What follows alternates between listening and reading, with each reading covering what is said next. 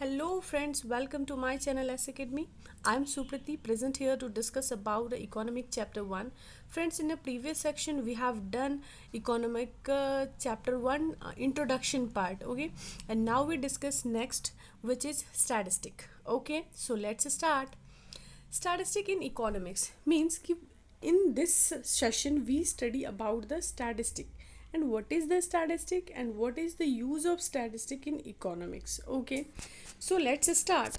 Statistic deals with the collection, analyzing, interpretation and presentation of numerical data, which means कि statistic क्या है कि वो एक न्यूमेरिकल डाटा का को कलेक्ट करके एनालाइज करके इंटरप्रेटेन करके जो एक्सटर्नल पार्टीज़ हैं या फिर जो हमारे ऑर्गेनाइजेशन के बाहर के लोग होते हैं उनके सामने जो हम डाटा प्रेजेंट करते हैं अपने ऑर्गेनाइजेशन के रिगार्डिंग, अपने ऑर्गेनाइजेशन की प्रॉफिट और लॉसेस को डिस्कशन करने के लिए जो डाटा हम उनको दिखाते हैं, that is numerical data.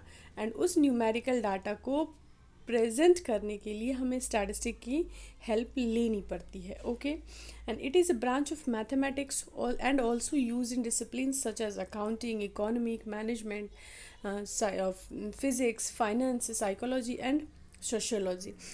Statistic का यूज़ इन सभी सब्जेक्ट्स में होता है. अकाउंटिंग में भी होती है, इकोनॉमिक में मैं अभी पढ़ा ही रही हूँ आपको, मैनेजमेंट में भी होती है, साइकोलॉजी में भी, सोशियोलॉजी में भी. स्टैटिस्टिक की यूज़ हर जगह होती है क्योंकि वो एक न्यूमेरिकल डाटा है. हर चीज़ को प्रेजेंट करने के लिए हमें कुछ बिफोर जो इंसिडेंट्स हो चुके हैं उसके न्यूमेरिकल डाटाज़ की ज़रूरत पड़ती है. फिर हम प्रीवियस ईयर को करंट ईयर को कंपेयर करते हैं. ठीक है, फिर नेक्स्ट है these studies required that we have more about economic fact. Such economic fact is also known as economical data. That means कि जो ये न्यूमेरिकल डाटाज हमने इकट्ठा किया है उसको इकोनॉमिकल फैक्ट्स भी कहते हैं, और वही जो इकोनॉमिकल फैक्ट है उसी को इकोनॉमिकल डाटा भी कहते हैं. और उसी डाटा के बेस पर हम इकोनॉमिक्स को स्टडी करते हैं, उसकी प्रॉब्लम्स को समझते हैं कि हमारा कंट्री किस टाइप के प्रॉब्लम को फेस कर रहा है. ओके, तो स्टैटिस्टिक का यूज़ यही होता है इकोनॉमिक्स में. ठीक है, now next meaning of statistic. अब मीनिंग समझते हैं कि इसका मीनिंग क्या होता है. Statistic beans with the collection, analysing, interpretation and presentation of numerical data.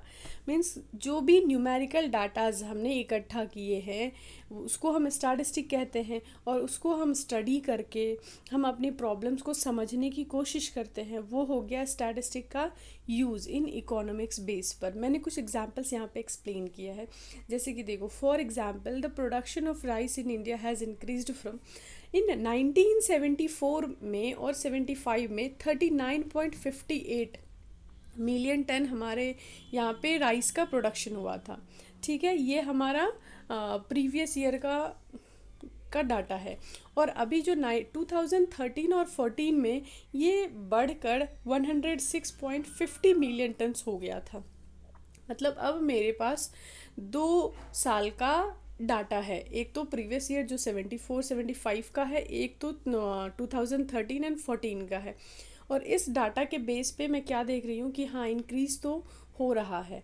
कम या ज़्यादा ये हम पूरी इन्फॉर्मेशन जब हम ले लेंगे, पूरे साल का जब डाटा मुझे मिल जाएगा, ये तब हम डिसाइड कर पा रहे हैं कि इसकी स्पीड बढ़ी है या नहीं बढ़ी है. ये एक डिफरेंट मैटर है. मैंने बस छोटा सा एक एग्जांपल लेकर मैंने आपको ये बताया है कि ऐसे ही इसी डाटास को इकोनॉमिकल डाटा कहते हैं, इसी डाटा को न्यूमेरिकल डाटा कहते हैं, और इसी की स्टडीज़ जो है वो स्टैटिस्टिक में की जाती है.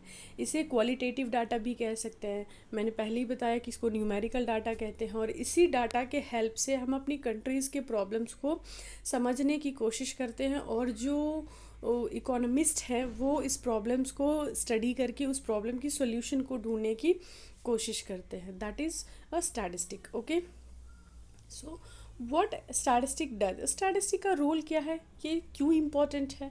तो देखो, with the help of this quantitative data try to understand about the economic problem. मैंने पहले ही बता दिया आपको कि क्वांटिटेटिव डाटा जो ये हमारे पास है अभी, जो 2 साल का मैंने आपको दिखाया, जब हम उसकी प्रॉब्लम्स को ढूंढने के लिए जाएंगे तो हमें सभी ईयर्स के प्रोडक्शन के बारे में पता चल जाएगा। तो हम क्या कंपेयर कर सकते हैं कि अच्छा जो फर्स्ट ईयर में इतना इंक्रीज़ हुआ, सेकेंड ईयर में इतना हुआ, थर्ड ईयर में इतना हुआ, तो ये जो इंक्रीज़ हो रहा है उसका रेट कितना है, वो सही है या गलत है। तो हम इससे प्रॉब्लम समझ सकते हैं और उस प्रॉब्लम का सोल्यूशन भी फाइंड आउट कर सकते हैं। Economist try to find the causes behind it.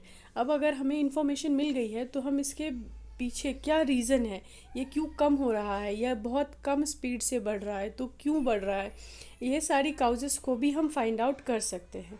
When economic facts are expressed in a statistical term, they can exact। अगर आपको मैं कोई भी इंफॉर्मेशन इसी न्यूमेरिकल सिस्टम से मैं आपको दिखाऊं या टेबल बना के कोई भी प्रॉब्लम्स किसी भी टॉपिक को डिस्कशन करूं, तो आपको ज़्यादा इजीली समझ में आएगा कि एक्चुअल में क्या है। बहुत छोटे से ग्राफ के अंदर हम सारी चीज़ों को इजीली समझ लेते हैं। तो that is a statistical term. Statistical also help in condensing mass data into a few numerical causes such means and median।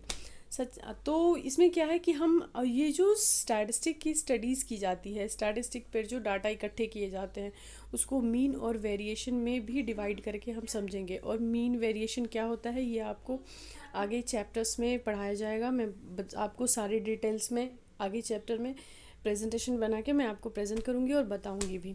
Friends, यहाँ पर हमारा फर्स्ट चैप्टर इकोनॉमिक का कंप्लीट होता है। ठीक है, तो फर्स्ट चैप्टर हमारा कंप्लीट हो गया। Now we come on second chapter in next session. Okay, so bye bye.